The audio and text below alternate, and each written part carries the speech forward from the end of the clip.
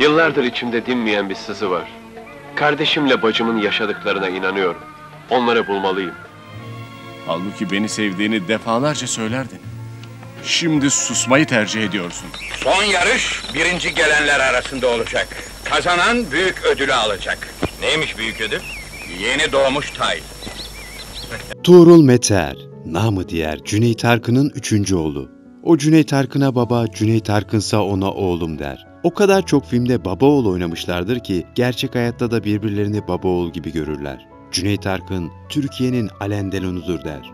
Tuğrul Meteer renkli gözleri, masum yüzüyle beyaz perdeye renk katar. Tam tamına 126 filmde oynar. Her rolün hakkını veren bir aktördür. 1977 yılında sinemaya başlamış ve günümüze kadar birçok projede yer almıştır. En bilindik rolleri arasında Gülden Karaböcek'le başrollerini paylaştığı Dilek Taşı sinema filmiyle Cüneyt Arkın'ın oğlunu oynadığı Sevgili Oğlum, Belkıs Akkale ile oynadığı Kara Diken ve Küçük Emrah'la oynadığı Acıların Çocuğu bulunmaktadır. Tipi Cüneyt Arkın'ı andıran bu vesileyle onun filmlerinde genellikle onun ya oğlunu ya kardeşini ya da gençliğini canlandırır. Evet, seni ikaz ediyorum. Ya işe girersin ya da yoksun. Eğer sen çıkmaya karar verdinse veya onlar seni çıkarmaya karar verdilerse ben yokum.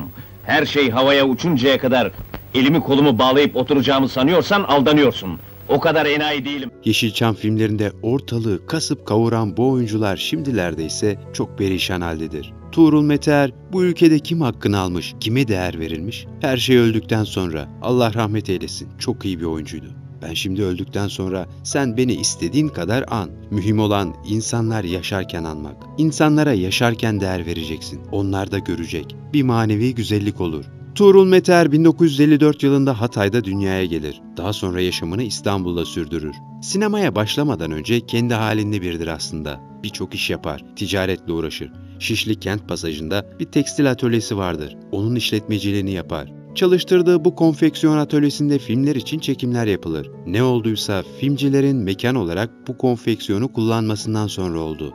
Tuğrul Meteer 1977 yılında oyunculuğa başlamasını şu sözlerle anlatır. 1977 senesinde ben o zamanlar ticaretle uğraşıyordum. Konfeksiyon mağazamız vardı. Sinemayla pek bir şeyim yoktu çünkü konfeksiyona ağırlık vermiştik. Fakat bizim bu konfeksiyon mağazasına yönetmenler, yapımcılar, aktörler, aktrisler hepsi geldiği için benim filmlerde oynamamı çok arzu ettiler. Ve bir gün Samim Utku gelip bir filmde oynamamı söyledi. O filmin ismi de Cemil Dönüyor. Ondan önce Cüneyt Arkın Cemil diye bir film yapmış. Devamını yapıyor. Cemil Dönüyor diye. O filmde Cüneyt abiyle birlikte oynadık. Cüneyt abi komiserdi, ben de muaviniydim. Filmde mafya üyeleri Cemil'in oğlunu öldürürler. Karısı çıldırarak hastaneye düşer. Cemil intikamı almak için harekete geçer. Tuğrul Meteer bu filmde Aydın karakterine can verir. Cüneyt Arkın, Ahmet Mekin, Canan Perver, Yalçın Gülhan, Turgut Özatay gibi tecrübeli oyuncular yer alır. İlk filmde oynadığı zaman çok heyecanlı olduğunu söyler. Heyecandır insanı yaşatan der. Düşünebiliyor musunuz? Dev ekranda çıkacaksınız. O zaman 35 mm negatiflerle çekiliyor. Dışarıdan geliyor, bulunmuyor. İyi oynaman lazım. Tekrarı yok. Şimdikilerde olmadı bir daha çek. Bizim zamanımızda öyle bir şey yoktu. Güzel oldu, başarılı oldum. Onlar da öyle söyledi. Cüneyt abi de beğendi. Bu filmindeki performansından sonra dikkatleri üzerine çeker. Zaten düzgün bir fiziğe sahiptir. Yakışıklıdır da. Bununla beraber ilk filminde oyunculuğu kavrama yeteneği de ortaya çıkınca filmlerin devamı gelir. İlk teklif de Cüneyt Arkın'dan gelir. Daha sonra Cüneyt Arkın kendisine seni başarılı buldum diyerek hak ettiği övgüyü verecektir zaten. Cüneyt Arkın'dan bu sözleri duyması Tuğrul Meteer'i daha da özgüvenli ve daha hevesli kılacaktır. Ve böylece ikinci filmin serüveni de başlamış olur. Tuğrul Meteer, oynadığım ilk filmden sonra Cüneyt Bey 1977 yılında Sevgili Oğlum diye bir film çekecekmiş. Kendisi hem oynuyor hem de yönetiyor. O filmde benim oğlunu oynamamı istedi. Ben daha yeniyim, hiçbir şey bilmiyorum sinemada. Tabii Cüneyt abi çok tecrübeli ve süper bir oyuncu diye konuşur. Bir sahnede at binmesi gerekir. Sahne gereği baba oğul atları yarıştıracaklar. Ama Tuğrul Meteer'in hiç ata binme tecrübesi yoktur. Birkaç gün sonra at binme sahnesi olduğunu öğrenince ne yapacağını, nasıl üstesinden geleceğini kara kara düşünür. İmdadına manevi babam dediği Cüneyt Arkın yetişir. Cüneyt abi bana dedi, ata bineceksin dedi. Cüneyt abi dedim, ben hiç ata binmedim. Öğreneceksin dedi. Biz bir günde öğrendim ben ata binmeyi. Cüneyt abi bana dedi ki ata bineceksin. Dedim Cüneyt abi ben hiç ata binmedim. Öğreneceksin dedi. Ben bir günde öğrendim ata binmesini. Ertesi gün geldik. Biz bu filmi İzmit'te çektik. Ondan sonra Cüneyt abiyle at yarıştırdık baba oğul. İşte devamlı atın üstünde oynadık. Çok da güzel bir filmdi o. Sonra atın üstünde baba oğul cirit atıyor, 4 nala gelip yerdeki ciriti alıyoruz. Çok zor bir sahne. Tabii Cüneyt abi çok profesyonel olduğu için o aldı. Sıra bana geldi. Ben de ikinci denemede ciriti yerden aldım. Ben de sporculuk olduğu için dengemi korudum. Yerden eğilerek ciriti aldım, fırlattım. Güzel bir film çıktı. O filmden sonra biz baba oğul olduk Cüneyt abiyle. Hangi film olsa oğlunu oynamaya başladım. Evet. Ondan sonra abi kardeş oynadık. O zaten şimdi kendisinin tabiriyle benim dedi 3. oğlum bu. Benim için öyle diyordu. Evet, çok güzel. Ondan sonra o her zaman beni gördüğü zaman oğlum der. Ben de ona baba derim. Manevi babam. Ben de onun manevi oğluyum. Mete Er, Cüneyt Arkın'dan manevi baba oğul olma hikayesini ise şöyle anlatır. Bu filmden sonra biz baba oğul olduk Cüneyt abiyle. Ondan sonra hangi film olsa oğlunu oynamaya başladım. Başka bir filmde abi kardeş oynadık. Zaten onun kendi tabiriyle benim için dedi 3. oğlum. Benim için öyle diyordu. Beni her zaman gördüğünde oğlum der. Ben de ona baba derim. O benim manevi babam. Ben de onun manevi oğluyum. Babamız Türkiye'nin en iyi jönlerindendir. Her türlü en iyisidir. Salon filmi mi dersin, avantür film mi dersin? Zaten en zor film, en zor sahneler avantür filmdir. Salon filminde oynarsın ama avantür filmde oynamak çok zordur. Ama Cüneyt Arkın bunun üstesinden geliyor der. Sonra Hulki Saner'den ilk başrol teklifi gelir. Dilek Taşı filmin ismi. Gülden Karaböcek'le oynadık. Zaten o Dilek Taşı'nın müziği hala çalınır. Çok güzel bir müziği vardı. O zamanlar Ferdi Tayfur ortalığı kırıp geçiriyordu. Aynı onu da Hulki Saner çekiyordu. Çok güzel bir film oldu. Almanya, Fransa, Hollanda'ya kadar her yerde oynadı bu film. Türkiye'de 5 hafta kapalı gişe oynadı. Filmin kadrosunda Erol Taş gibi yetenekli isimler de vardır. Ardından Acıların Çocuğu filminde Emrah'ın polis abisini oynar. Sonra yine bir Cüneyt Arkın filminde yer bulur kendine. Katiller Dağlar filmini çektik. Cüneyt Arkın, Banu Alkan, Kenan Kala vardı. Orada da ben yine Cüneyt Arkın'ın oğlunu oynadım. Bu da güzel bir filmdi. Zaten çok güzel filmler çektik. O dönem çekilen Yeşilçam filmleri hala izleniyor. İnsanlar dönüp dönüp bir daha izliyor. Zaten halkın içinde olduğum için şöyle söylüyorlar. Şimdi o filmler kadar zevk alamıyorlarmış. Ne kadar çıkarsa çıksın oturup izliyorlar der. 1000 defa ölürüm, birkaç güzel gün için, Baba Kartal, Sevgili Oğlum, Ana Yüreği, Kısrak, Yar Etmem Seni, Dost Yarısı gibi filmlerde boy gösterir. Sinema dendiği zaman Yeşilçam'dır. Tamam, okulu olması çok güzel. İbrahim Tatlıses'in söylediği gibi Oxford'da biz mi okumadık demişti. O zamanlar okulu yoktu. Yani çoğumuz bizim değiliz yani okul mezunu değiliz. Hani alaylı diyorlar ya biz alaylıyız. Yeşilçam oyuncularına daha sonra filmlerde ve dizilerde rol verilmemesini ise hem eleştirir hem de anlamaya çalışır. Şimdi sinema yapanların birçoğunun okuldan mezun olduğunu, okullardan mezun oldukları için de sektörde birbirlerini tanıdıklarını söyler. Tuğrul Mete Er, ben bir şey anlamıyorum. Siz sinema okuyorsunuz. Sinema okuyunca geçmişten günümüze kadar ne olmuş tarihsel olarak bilmeniz lazım. Zaten sinema dendiği zaman Yeşilçam'dır. Tamam, okulu olması çok güzel. İbrahim Tatlıses'in dediği gibi Oxford vardı da biz mi okumadık? O zamanlar okulu yoktu. Çoğumuz o dönemde alaylıydık. Vallahi yeniler bilmiyorum zaten burada kaç kişi kaldık ki aslına bakacak olursan. Çok kişiyi kaybettik. Çok değerli insanlardı. Ben kasıt aramıyorum. O oyuncular çok kıymetli, çok iyi oyuncular. Onların yeri doldurulamaz der.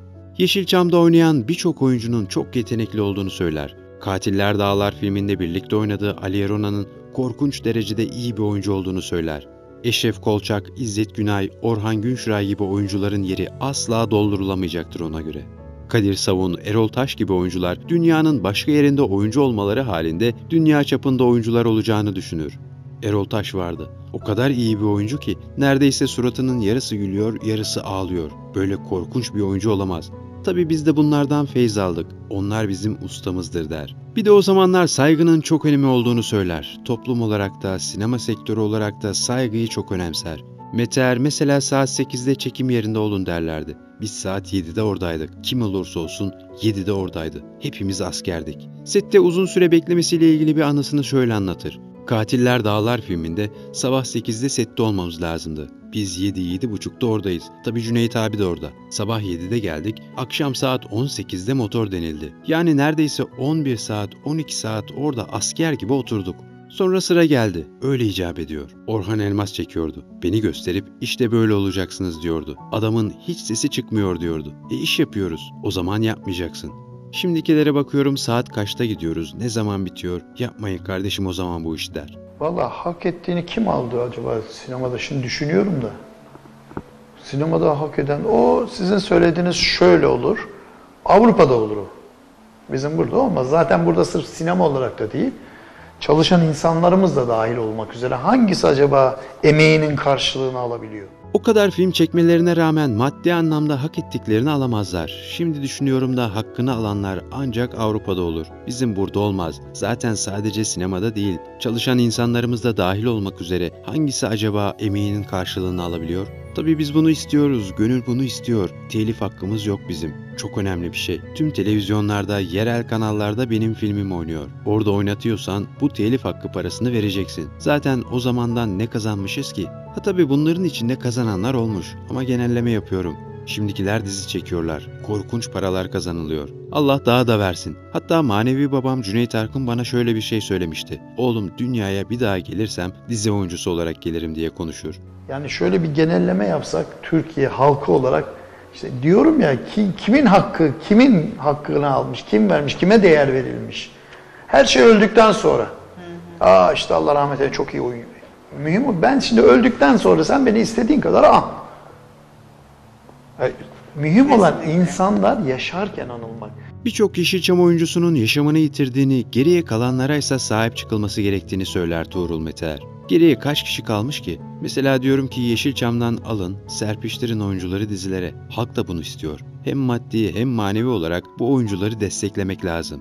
Türkiye ile Avrupa sinemasının karşılaştırılmasının yanlış olduğunu düşünür. Avrupa çoktan başını alıp gitmiştir. Bizde ise daha yeni onların yıllar önce yaptıklarına yaklaştığımızı söyler. Yıllar önce Alman yapımı Mavi Melek isimli bir filmde oynamıştır. O film çekimi sırasında yaşadığı deneyimler karşısında çok şaşırmıştır. Şile'de bir deniz çekimi olduğu için yanında havlu ve yedek elbisesini götürmüştür. Çünkü Yeşilçam çekimlerinde oyuncular kendi kostümlerini kendileri yanlarında götürürler. Alman film ekibi oyuncuların yanlarında havlu ve diğer kostümleri getirdiğini görünce çok şaşırırlar. Gerek yok, biz zaten her şeyi getirdik derler. Oyuncular için yedek kostüm, bornoz getirmişler. O zamana kadar öyle bir şey görmedikleri için Tuğrul Meteer çok şaşırmıştır.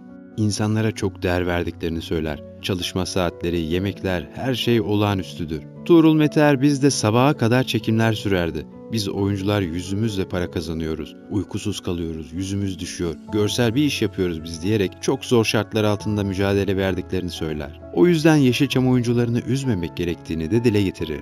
Şu anda iyi oyuncuların yetiştiğini söyler. Dizi ve film arasında fark vardır ona göre. Asıl kalıcı olan filmlerdir.